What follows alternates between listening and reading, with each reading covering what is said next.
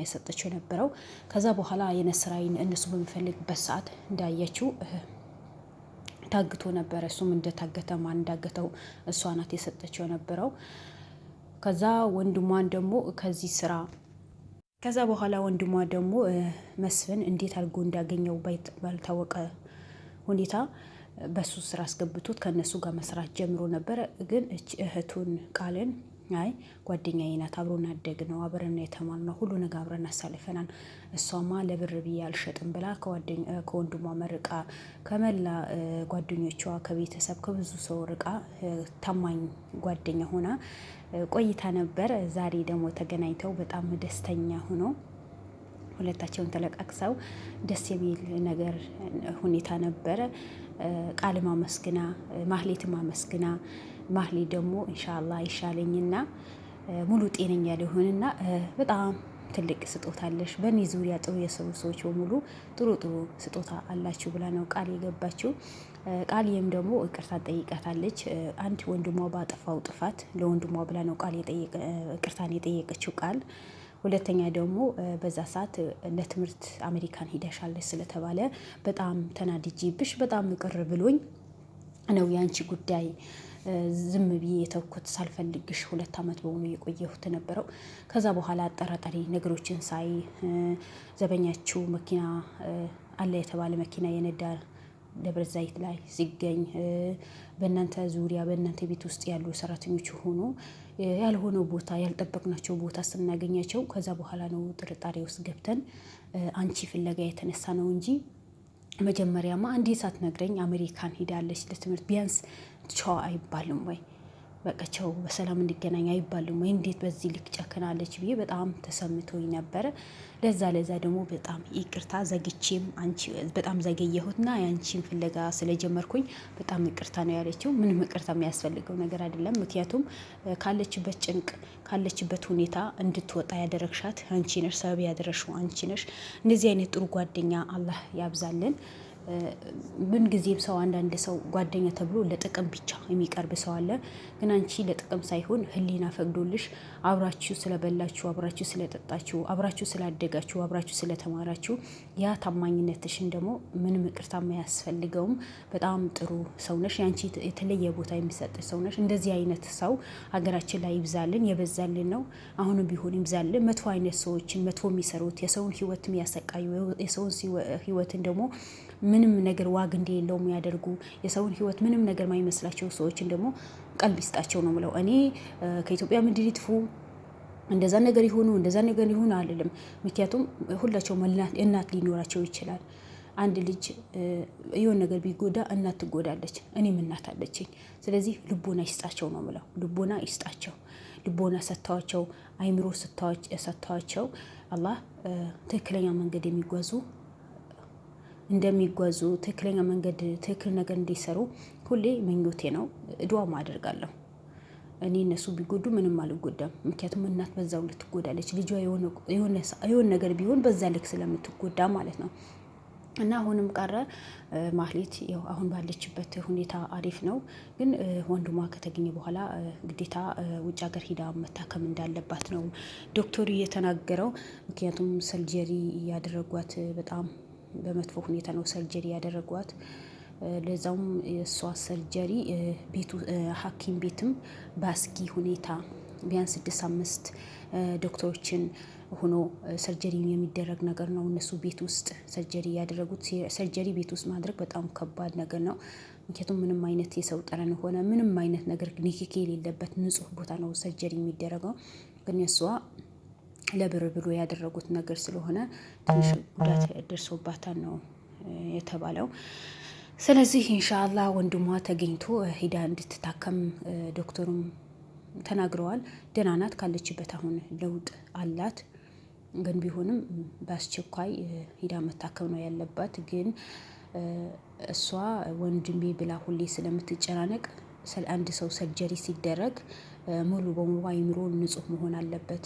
አይምሮን ሰፋ ማድረግ አለበት። መስጨናነቅ የለበት። መስትረስ ውስጥ መግባት የለበትም። ያ ነገር ደግሞ የበለጠ ጉዳት ሊያደርስባት ይችላል። ምክንያቱም ባናገርናት ቁጥር ክትትል ባደረግንላት ቁጥር ስለ ወንድሟ ብቻ ስለምታስብ ልክ ላይ መጣ ስለሚችል በተቻላችሁ አቅም ወንድሟ ለማግኘት ሞክሩና እሷ በአስቸኳይ መታከም እንዳለባት ነው የተናገረው ዶክተሩ። ያው እሷ የምትጻጸው በሌላ ነገር እንደ ሰው ሽንት ቤት ገብታ እንዲህ አትችልም ብሎ የነስራይን ተነግሯል። ብቻ መስፍንም ሆነ በመስፍን ዙሪያ ያሉ ሰዎች በእሷ ላይ እንደዚህ አይነት ጉዳት እንዲደርስ ያደረጉ ሰዎች እኔ ምንም አላቸውም። ተጸጽተው ልቦናቸው አርመው ይሄ ከቆሻሻ ስራቸው ወጥተው ይቅርታን የሚጠይቋት ጊዜ ቅርብ ይሆነልን። መጥፎ ስራ ለሰይጣን ነው እንጂ ለሰው ልጅ መቼም በሰው ልጅ ላይ መጨከን ከባድ ነው። ግን እነሱ በዙሪያቸው በሙሉ መላ ሰውነታቸው የደም ስራቸው በሙሉ ሰይጣን ወሮታል። በቃ እነሱ ለሰይጣን ነው የሚገዙት እንጂ ፈጣሪውን የሚፈራ ሰው እኮ በሰው ላይ ግፍ አይሰራም። ፈጣሪ የሚፈራ ሰው እኮ በሰው ልጅ ላይ በሰው እህት ላይ ይህን ያህል ግፍ አይሰራም።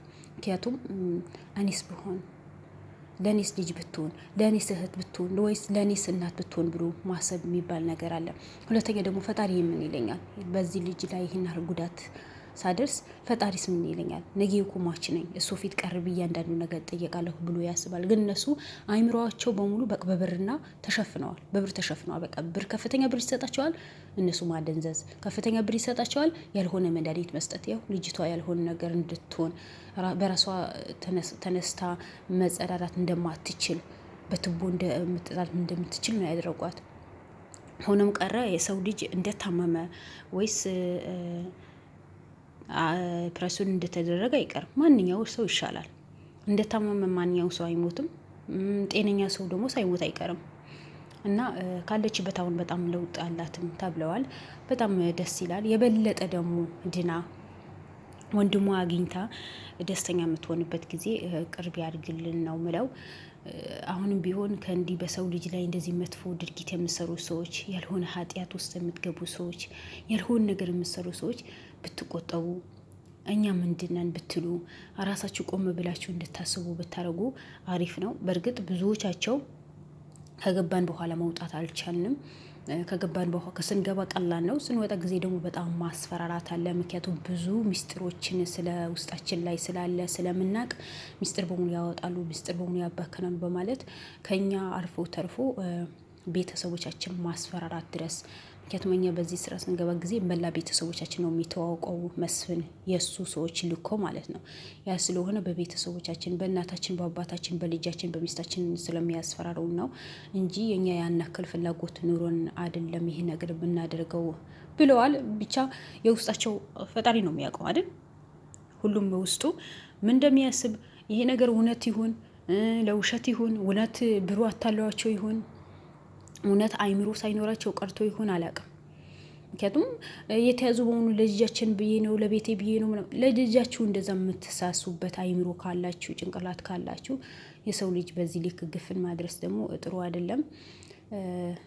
ብቻ እኔ ምንም ምለው ነገር የለም።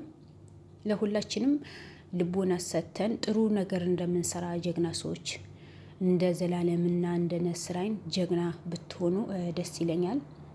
በዚህ አጋጣሚ ደግሞ በአሁን ሰዓት ማህሌት ያለችበት ነገር የሚከታተሉ ዶክተሮች እንደ እናንተ አይነት ዶክተር አላህ ያብዛልን፣ በርቱልን። እንደ እናንተ አይነት ጥሩ ዶክተሮች አላቸው ሀገራችን ላይ። ግን በማህሌት ላይ የተጫወቱ ዶክተሮች አሉ። በእነሱ የመጣ ብዙ ዶክተሮችን የመሰደብ ይገጥማል። አንድ ሴት ባጠፋችው ሁሉ ሴት እንደሚሰደብ ማለት ነው። አንድ ዶክተር ባጠፋውን ሁሉ ዶክተር ይሰደባል። ዶክተሮች እንደዛ ናቸው። ዶክተሮች እንደዛ ናቸው። መጥፎ ዶክተር እንዳለ ጥሩ ዶክተር አለ። ይሄ ማዕሩፍ የታወቀ ነው።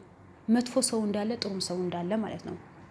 ግን ቢሆንም ዶክተር በብዙ ነገር ኃላፊነትን ወስዶ ለሰው ሕይወት ለማዳን ስለሚማር ይህን ያህል በሰው ሕይወት ላይ መጫወት አግባብ ያለው አይመስለኝም አይደል? የሰው መጥፎ ጥሩም አለ። ግን በዚህ ልክ ወርዶ ዶክተር ሆኖ ተምሮ ለሰው ሕይወት አድናለሁ፣ ለህዝቤ እቆማለሁ፣ ለሀገሬ እቆማለሁ ብሎ ተምሮ ለዚህ ደርሶ ደግሞ የሰውን ሕይወት በዚህ ልክ መቅረፍ አግባብም ያለው አይመስለኝም። በእርግጥ ከጥፋታችሁ እንደምትታረሙ እርግጠኛ ነኝ። የሰራችሁ ስራ ደግሞ እንደሚጸጸታችሁ እርግጠኛ ነኝ። ለልጃችሁ ብላችሁ ልጆቻችሁ ያልሆነ ነገር ስታብሏቸው ነገ ልጆቻችን ምን ይደርሳሉ፣ የዚህ ጠፋንታ እንደሚደርስባቸው በምን እርግጠኛ ሆናችሁ ዛሬ ደስተኛ ሆናችሁ እንደምትኖሩ ራሳችሁ ነው የምታውቁት። ምክንያቱም የሰው ልብ የሚያውቀው ሰው ራሱ ነው ራሱ። ሁለተኛ ደግሞ አላህ ሱብሃነሁ ወተዓላ ነው እንጂ ሌላ ሰው አይደለም። ስለዚህ አሁንም ቢሆን ካላችሁበት ከመጥፎ ስራ ወጥታችሁ አይምሯችሁን ጽድት አድርጋችሁ ልባችሁን ንጹህ አድርጋችሁ ተጸጸታችሁ የበደላችሁ ሰዎች በሙሉ ይቅርታን ጠይቃችሁ ጥሩ ስራ ብትሰሩ፣ እንደዚህ ጥሩ ጥሩ የሚሰሩ ዶክተሮችን ባታሰድቡ በእናንተ የመጣ ምክንያቱም በላ ዶክተር ተብሎ ስለሚሰደብ ባታሰድቡ በጥሩ ህሊናችሁ ብትሰሩ አሪፍ ነው ባይነኝ። ቪዲዮዬን ከወደዳችሁት ውድ ቤተሰቦቼ እስከ መጨረሻ አይታችሁ ላይክ፣ ሼር፣ ሰብስክራይብ አድርጉኝ። ዘላለምና የነስራይን አላህ ይጠብቃችሁ። የኛ ጀግኖች በርቱ፣ ወደፊት እንጂ ወደ ኋላ የሚባል ነገር የለም። ባይ ባይ።